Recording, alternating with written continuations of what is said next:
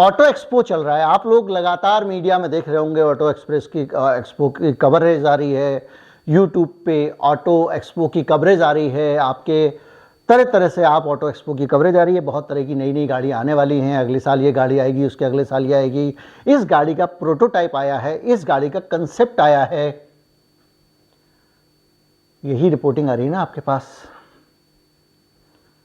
क्या auto expo में इतने सारे रिपोर्टर्स को इसीलिए जाना चाहिए कि वो इन गाड़ियों की तारीफ करें, इन गाड़ियों की खूबियां बताएं, इन गाड़ियों के फीचर्स बताएं? फीचर्स बताना, खूबियां बताना, तारीफ करना, ये तो उन गाड़ियों के विज्ञापन में भी होता है। रिपोर्टर जनता का प्रतिनिधि है, तो क्या वो जनता की तरफ से वहां से कुछ खबरें जनता के लिए निकाल कर ला रहा है, या सिर्फ वो कार कंपनियों का विज्ञापन कर रहा है और कार कंपनियों को नाराज करना नहीं चाहता, क्योंकि कार कंपनियों की अगर आरती नहीं उतारी तो वो विज्ञापन नहीं देंगी जब लॉन्च होगा, ये उसकी व्यवस्था है।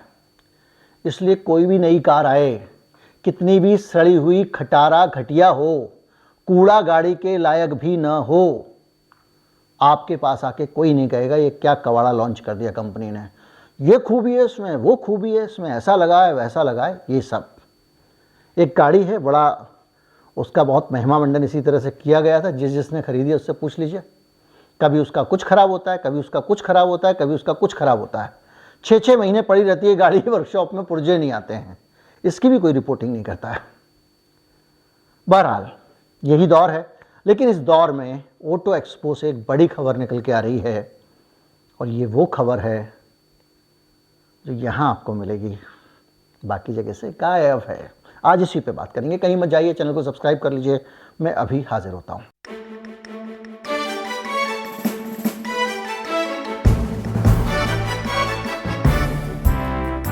आपको याद होगा मैंने एक खबर बताई थी जिसमें गडकरी जी ने कहा था कि 6 महीने में एक चमत्कार होने वाला है। उन्होंने ये कहा था कि इस देश में एक नया दौर शुरू होने वाला है, और वो दौर है फ्लेक्सी फ्यूल का दौर। फ्लेक्सी फ्यूल क्या होता है? फ्लेक्सी फ्यूल का मतलब आपकी गाड़ी किस ईंधन से चलेगी ये आप तय करेंगे। यानी आपकी गाड़ी में अगर आप जो तेल डलवा रहे हैं या जो ईंधन डलवा रहे हैं, उसमें आप चाहते हैं कि आपका पेट्रोल 20% हो, एथेनॉल 80% हो, डलवा लीजिए। आपकी गाड़ी में आप चाहते हैं एथेनॉल 50% हो, पेट्रोल भी 50% हो, वो भी डल जाएगा। क्योंकि इस तरह के फ्लेक्सी फ्यूल वाले इंजन भारत में लाए जाने हैं, जिनमें बायोफ्यूल्स यानी एथेनॉल्स वगैरह और ये फॉसिल फ्यूल मिलाकर जलाया जा सके, और इसकी जो ब्लेंडिंग होगी वो आपके अपने ऊपर होगी जो गाड़ी चलाने वाले हैं। मैंने इस पे वीडियो बताया था और आपको बताया था कि किस तरह से सरकार बड़ी बड़ी तैयारियां कर रही है, और वो तैयारियां जो होने वाली थी सरकार की, उन तैयारियों के अंदर बीच से कुछ खबरें निकल के आती थी, कुछ उसके रिजर्वेशंस थे जो मैंने आपको बताया था कि ये अभी संभव नहीं है, क्योंकि इसके जो सोशियो इकोनॉमिक एस्पेक्ट्स हैं, जो समाज पे इसका असर पड़ने वाला है, खेती पे असर पड़ने वाला है, बहुत सारी चीज़ें हैं जिसको इसमें दिखाई नहीं दे रहा है वो विजन सरकार की नीति में। लेकिन सरकार कह रही थी, और सरकार का दावा ये था कि अगर आप इस तरह के ईंधन पे जाते हैं तो आपका बहुत सारा पैसा जो तेल को आप इंपोर्ट करते हैं उस पे बचेगा, और आप खेत में ही अपना जो बायोफ्यूल उगाएंगे उससे अपनी गाड़ियां चलाएंगे। उसके लिए करना ये था कि पूरे देश में एक बड़ा फ्रेमवर्क होना था, नेटवर्क बनना था, जिसमें अलग अलग जगहों पे कुछ पेट्रोल पंप होते जिनमें खाली एथेनॉल भी मिल रहा होता और पेट्रोल भी मिल रहा होता, और आप जितनी चाहे ब्लेंडिंग उसकी कर लेते। इसको करने के लिए एक स्मार्ट गाड़ी की ज़रूरत होती, और सरकार ने या गडकरी साहब ने जिस जोर शोर के साथ इसका ऐलान किया था, आज भी आप अगर जाएं तो आपको वहाँ पे उनकी वेबसाइट पे जो मंत्रालय है उसकी वेबसाइट पे आपको बड़े बढ़िया से जानकारी इसकी मिलेगी, यानी पेट्रोलियम और प्राकृतिक गैस मंत्रालय की, जिसमें पूरी पॉलिसी का जिक्र किया गया है और उसमें ये बताया गया है कि इस साल तक हम ये कर लेंगे, उस साल तक हम ये कर लेंगे, फलां ढिमका।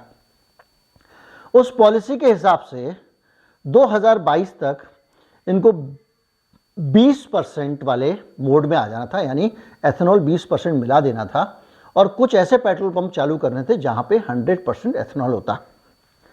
जाहिर बात है, जब मंत्री जी इतनी बड़ी बड़ी बातें कर रहे थे, कभी वो इसकी बात करते थे, कभी वो हाइड्रोजन की गाड़ी ले आते थे, कुछ ले आते थे, तो ये उम्मीद की जाती है कि जब इतनी जल्दी जल्दी सब कुछ होना है, 2025 में आप चाहते थे कि 20% एथेनॉल मिला देंगे और इसको आगे जाके इनको 100% ले जाना था, और ये था कि एथेनॉल का फ्यूल स्टेशन हम ज़्यादा जगहों पे लगाएंगे। सरकार ने अभी ऐलान किया है कि एक कर्नाटक में एथेनॉल का फ्यूल इंजेक्शन लगने वाला है। जमखंडी में इंडिया का पहला फ्लेक्स फ्यूल फिलिंग स्टेशन बनेगा, ये खबर आई है और ये खबर 2022 के 26 अक्टूबर की है। आप देख लीजिए, 2 महीने पहले पहला प्लांट लगाने की बात हो रही है। एक तरफ सरकार से जब पूछा जाता है कि ये प्लांट क्यों नहीं लगा रहे हैं, तो बोले वो प्लांट लगा के, ऐसा फिलिंग स्टेशन लगा के हम करेंगे क्या, ऐसी गाड़ियां ही नहीं हैं। तो जाहिर बात है कि सरकार कह रही है कि ऐसी गाड़ियां आनी चाहिए।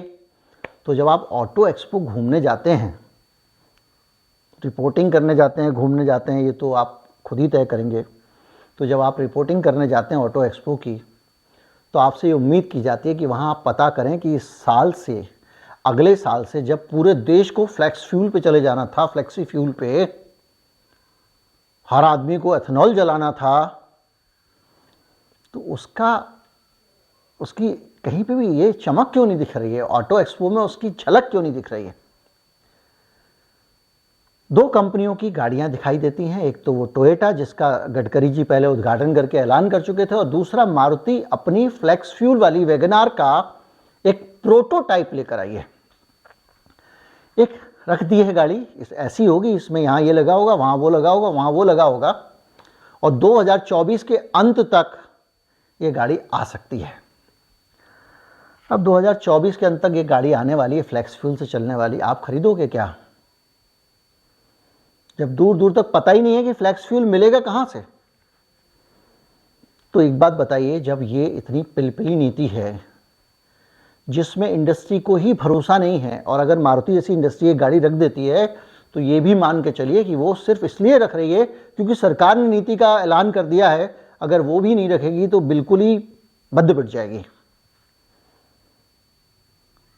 तो जब वो तेल, जिस तेल से वो गाड़ी चलती है भाई, वो मिलेगा नहीं, तो उसकी गाड़ी खरीदने में पैसे खर्च करूंगा क्यों? मैं खाली पेट्रोल से चलाने के लिए अगर फ्लेक्स फ्यूल वाली गाड़ी खरीदूंगा, तो मैं वो जो फ्लेक्सी फ्यूल के लिए उसके अंदर जो एक्स्ट्रा पूरी मशीन लगी हुई है उसका पैसा क्यों दूंगा? ये बड़ा सवाल है। लेकिन ये सवाल हवा में गायब है, कोई उस पर बात ही नहीं कर रहा है। आजकल गडकरी जी के सपने से ज़्यादा मोदी जी के सपने पर सबका ध्यान है। गडकरी जी गायब हैं, ऑटो एक्सपो में उनकी कोई बात दिखाई नहीं देती, किसी गाड़ी पर उनका कोई बयान नहीं आता है। इतने क्रांतिकारी और इतने बड़े इनोवेटिव मंत्री जिनको मोदी जी का विकल्प कहा जाता है, ऊंचे ऊंचे सपने दिखाकर कहाँ गायब हैं? ऑटो एक्सपो में हाइड्रोजन कार, फ्लेक्सी फ्यूल, इस सब के बारे में कहीं ना कहीं गडकरी जी को बात करनी चाहिए थी, कहीं दिखना चाहिए था ना। लेकिन मोदी जी के सपने पे आते हैं, और वो सपना है ईवी वाला, इलेक्ट्रिक व्हीकल वाला।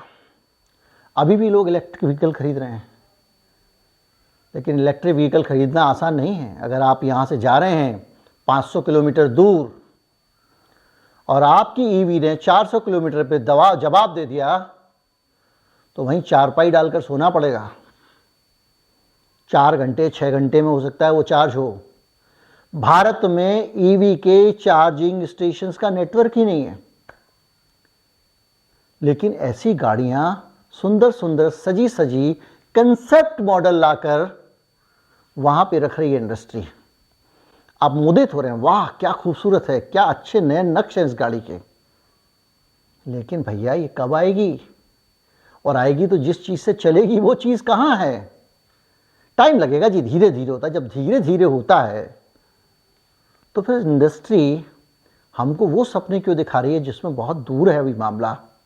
क्या इंडस्ट्री भी हमको सरकार के साथ मिलकर वो ईवी की गुलाबी पिक्चर दिखाने में लगी है, जिस ईवी के बारे में अभी ये तय नहीं, मैं बनाऊंगा एक आध दिन में वीडियो कि किस तरह से लिथियम बनता है, कहाँ से आएगा वो अलग मसला है, जिससे बैटरी बनती है। 12,000 लीटर पानी लगता है एक गाड़ी की बैटरी बनाने में। ज़मीनें खाली हो रही हैं जहां जहां वो बनती है। इसके अलावा भारत में जो निर्भरता है, क्लीन फ्यूल नहीं है ये, क्योंकि उसको चार्ज करने के लिए जो बिजली आपकी आने वाली है वो कहीं सोलर से बन के नहीं आने वाली है, वो किताब में ही सपना है, वो कोयले से बनने वाली है। और भारत में कोयले से बाहर नहीं जा रहे हैं आप बिजली बनाने के मामले में, कोयले पर निर्भरता बढ़ती जा रही है। नए नए बिजली घर लग रहे हैं कोयले के, आज भी लग रहे हैं चीन के सहयोग से, अडानी साहब लगा रहे हैं, कहीं कोई लगा रहा है। तो वो जो बिजली घर लग रहे हैं कोयले से जब बिजली बनाएंगे ना, आपकी गाड़ी से धुआं नहीं निकलेगा, वहां चिमनी से धुआं निकलेगा, और वो धुआं उससे ज़्यादा होगा जो गाड़ी आपकी यहाँ निकालती है, क्योंकि आपकी गाड़ी के अंदर यहीं पे कैटालिटिक कन्वर्टर, ये वो 50 मैकेनिज्म लगे हैं। और दूसरा सबसे बड़ी बात, किसी भी ऊर्जा को एक स्थान से दूसरे स्थान अगर आप ले जाते हैं, ख़ास तौर पे इलेक्ट्रिक एनर्जी को, तो वो कम हो जाती है, उसके लॉसेस हो जाते हैं। अगर यहाँ से आप 100 मेगावाट भेजेंगे तो पहुँचेगी 90 मेगावाट। तो वो जो ट्रांसमिशन लॉसेस हैं, जनरेशन लॉसेस हैं, ट्रांसफार्मर में जाएगी निकलेगी, कम होगी ज़्यादा होगी, उन लॉसेस का वो जो नुकसान है ना, उतना ज़्यादा धुआं उस चिमनी से निकलेगा।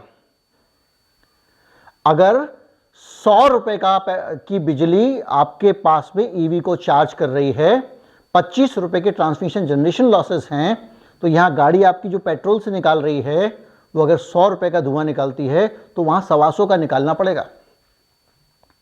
और यहाँ तो निकल रहा है पेट्रोल का, वहाँ निकल रहा है कोयले का। खबरें कौन करेगा ये भाई? इससे अच्छा टाइम कौन सा ये खबरें करने का? अगर विज्ञापन ही करना है तो कुछ समय बाद लोग कहेंगे पत्रकार की आवश्यकता क्या है। बहुत सारे चैनल्स में बिजनेस टीम नहीं है, क्योंकि अब उनको लगता है कि पीआर करना है तो प्रेस रिलीज छाप देंगे, सेल्स वाला ला देता है, कई जगहों पे विज्ञापन मांगने वाला आदमी ला देता है, वही छप जाता है। उम्मीद करता हूँ वीडियो आपको अच्छा लगा होगा। अच्छा लगा हो तो ज़्यादा से ज़्यादा लोगों तक पहुँचाएँ, चैनल को सब्सक्राइब कर लें। नमस्कार, जय हिंद।